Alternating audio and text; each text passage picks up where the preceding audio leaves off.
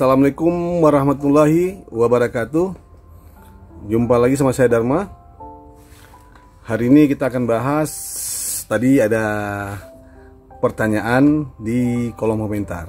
Nah, saya suka tuh pas dengan yang saya mau, makanya saya mengajak kawan-kawan Kicomania khususnya Murai Batu, kalau memang ada pertanyaan yang pengen ditanya, kita bisa saling sharing lah, saling membagi informasi dari saya untuk kalian.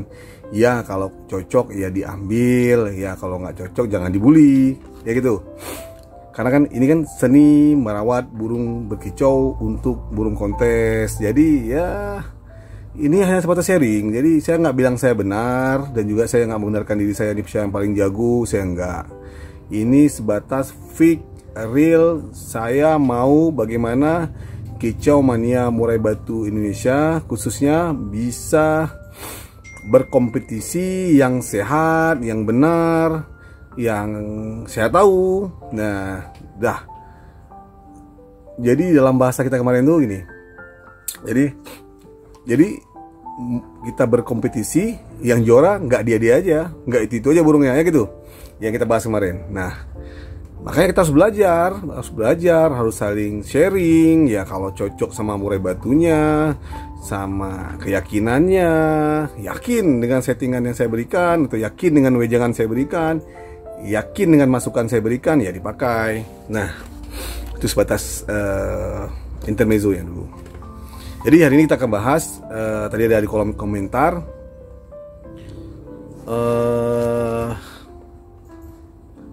murai batu yang di rumah, apa ya depannya ya, Om, gimana caranya merawat murai batu yang gacor di rumah tapi kendor di lapangan? Nah, itu mungkin pertanyaannya. Ya.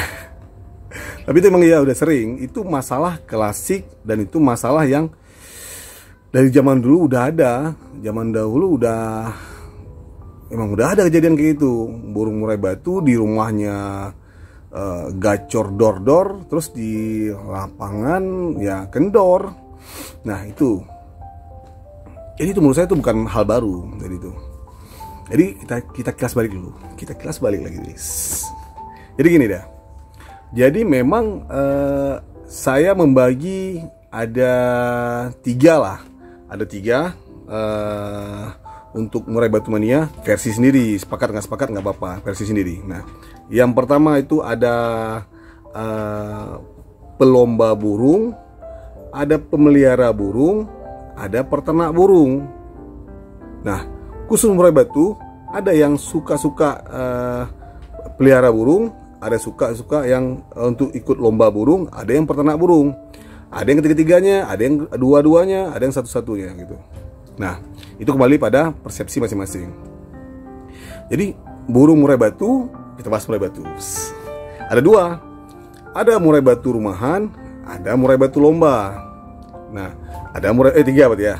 Ada murai batu rumahan, ada murai batu lomba, ada murai batu ternak. Nah, tiga-tiga ini juga beda versinya. Nah, itu kembali pada persepsi sahabat, kawan-kawan Kicomania murai batu, tergantung. Nah, jadi kenapa murai batu tuh kalau di rumah tuh gacor? Nah, kenapa kalau di lapangan kendor? Nah, itu jadi polemik kan, jadi permasalahan yang menghantui di setiap pelomba burung murai batu khususnya kan itu. Karena rata-rata itu yang dikhawatiri oleh pelomba burung atau joki burung murai batu atau perawat burung murai batu. Nah, padahal itu ada banyak aspek yang harus kita tinjau tuh. Jadi pertama, kenapa murai batu yang di rumah gacor di lapangan kendor? Nah, yang pertama itu ada mungkin faktor usia. Nah, usia di sini saya menjelaskan bahwasanya usia itu ada usia kita bilang anak, pastol, kita bilang remaja, dewasa, mapan. Nah, itu versi saya sendiri, terserah lah. Tapi Untuk burung murai batu di rumah yang mana ya boleh, nggak pengaruh. Untuk ternak saya nggak paham, tapi setahu saya tuh yang masuk usia remaja dan mapan, saya rasa remaja dewasa mapan saya rasa untuk ternak. Tapi saya nggak bahas itu. Yang saya bahas untuk burung lomba. Nah, untuk burung lomba untuk usia itu wajib mapan menurut saya. Walaupun tapi kan ada burung murai batu yang anak yang juara ada, itu nggak ketemu sama ya lawan yang pas mungkin, atau memang lagi hokinya dia, atau memang kualitas burungnya bagus. Tapi kita nggak bahas tuh. Yang saya bahas adalah usia mapan. Itu pastikan burung kita berlaga berkontes di usia mapan. Nah, yang kedua faktor mental MB, mental itu mental. Kita udah bahas keturangan, mental nanti letak di mata gitu kan. Terus mental, pastikan burung kita berlomba mental cukup. Nah, mental sini saya akan membagi dua lagi, versi sendiri lagi. Jadi membagi dua, itu mentalnya mental eksternal dan mental internal gitu. Jadi mental eksternal itu malah mental burung terhadap gangguan atau ya yang terjadi di luar lapangan lomba. Misalkan kita bahas kemarin, ada yang tangan melambai-lambai, kerodong, orang berteriak, suara ricuh yang berlebih-lebihan. Nah, itu faktor mental burung untuk yang faktor eksternal. Nah, untuk faktor internal itulah mental antara burung sama burung.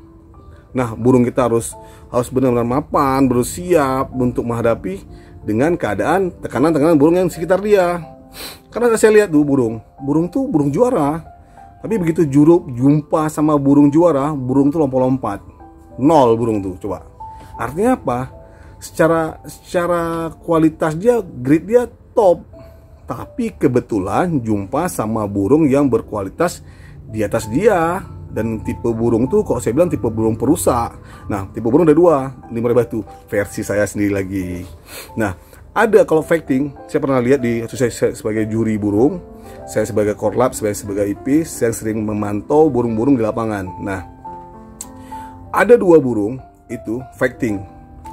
Yang satu tipe ngerusak. Nah, ini pasti rusak nih burung nih. Kalau ini nggak ini rusak kalau tipe rusak.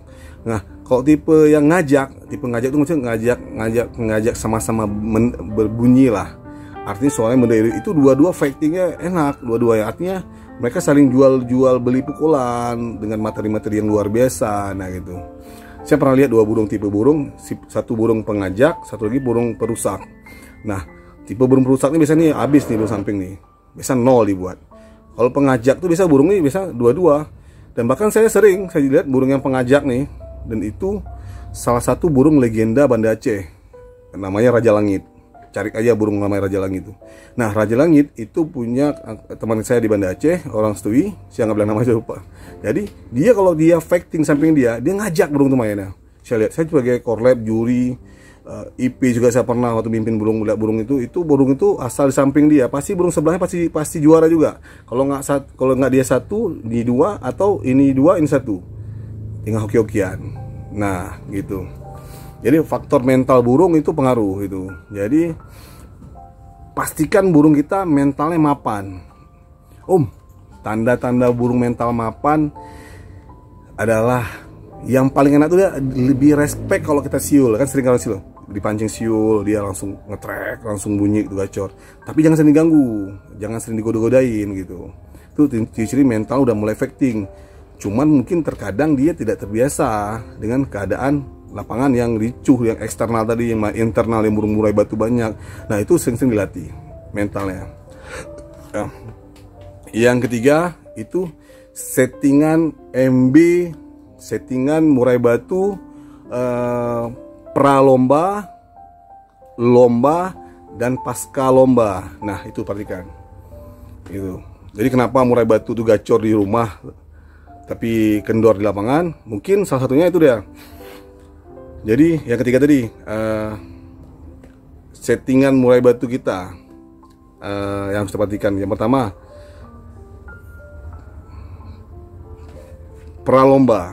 Nah, Pralomba kita harus benar-benar perhatikan maunya apa, gimana settingannya, terus perlakuan dia di min 3, min 2, min 1 itu harus kita perhatikan.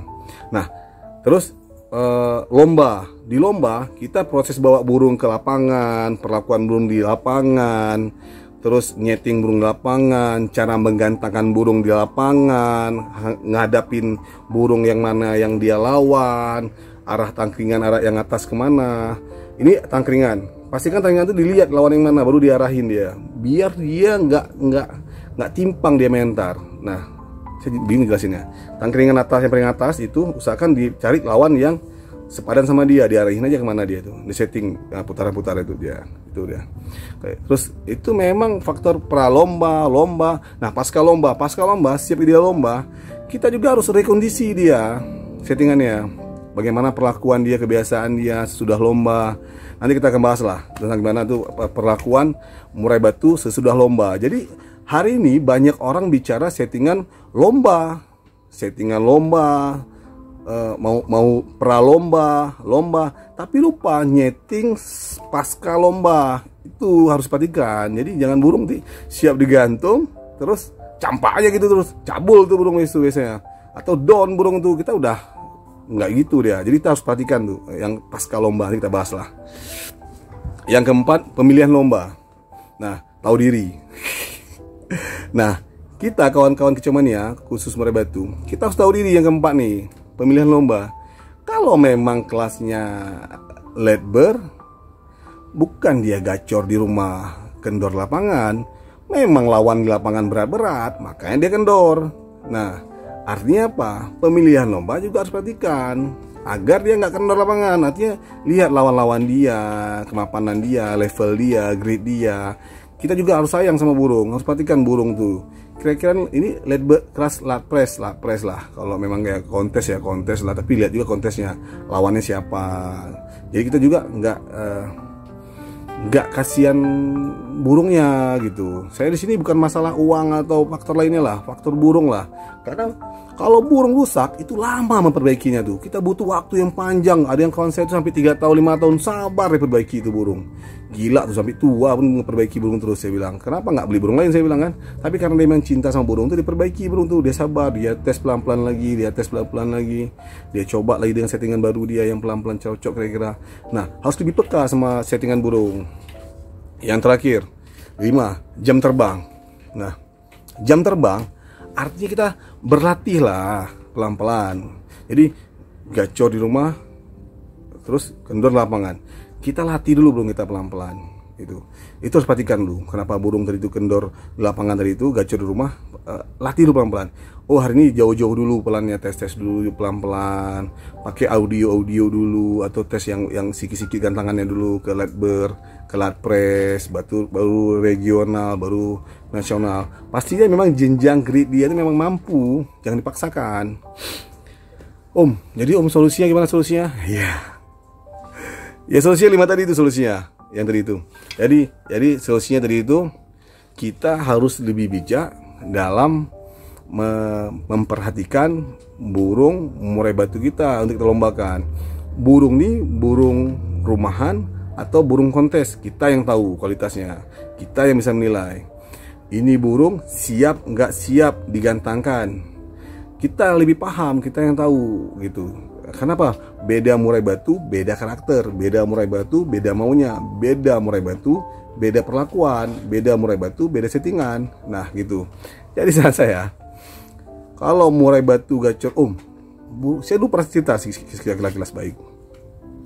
Jadi ada kawan saya punya burung murai batu, kalau di rumah gacor di lapangan burung kendor. Terus saya nggak heran saya. Kenapa? Karena dia memang nyeting burung tuh untuk rumahan. Jadi di rumah tuh burung tuh memang dicor, jangkriknya full, krotonya full, bahkan dia memang dia untuk suka-suka sendiri. Jadi dia pulang kantor, dia gantang burung tuh, dikasih jangkrik 7, ya kan? Udah digantung, dikasih kroto 1 sendok. Udah digantung sama dia ngopi. Burung tuh dipancing dengan audio HP, udah ada burung tuh bunyi-bunyi terus, gacor-gacor nembak isian. Dan itu memang kesenangan dia. Nah, ada orang yang senang di rumah, ada orang senang di gantangan, ada. Nah, masalah kepuasan itu masalah pilihan sahabat kicau mania khusus murai batu. Nah, bagi saya solusinya satu cuman untuk kenapa burung murai batu gacor di rumah atau kendor lapangan adalah dia lebih nyaman di rumah tapi nggak nyaman di lapangan. Artinya apa? Dia harus nyaman di rumah, harus nyaman di lapangan. Nyamannya bagaimana? Perlakukan yang 5 tadi saya bilang tadi itu. Nah, lakukan yang 5 tadi itu, artinya kita setting ulang, kita perhatikan lagi. Jadi dia bisa bermain di rumah juga nyaman, dia bunyi di lapangan juga nyaman, dia kerja full gitu. Oke, sahabat kicau mania khusus murai batu, segitu dulu dari saya. Lebih dan kurang mohon maaf, saya juga mungkin banyak-banyak lupa mesti nih. Nanti akan review lagi, tapi kalau ada pertanyaan atau minta penjelasan lagi, antar ketik aja di kolom komentar. Ya, gitulah lebih kurang kita akan saling membagi informasi dari saya yang saya tahu. Nah, kurang lebih kalau gitulah pokoknya. Oke. Penting jangan lupa dukung terus channel saya dengan subscribe, like, comment, and share. Mudah-mudahan kita lebih semangat lagi saling berbagi informasi seputar informasi murai batu kontes. Oke. Segitu dulu dari saya, Dharma Lidik. Oke. Salam kicau mania Indonesia, maju terus kicau mania Indonesia. Wassalam. Assalamualaikum warahmatullahi wabarakatuh.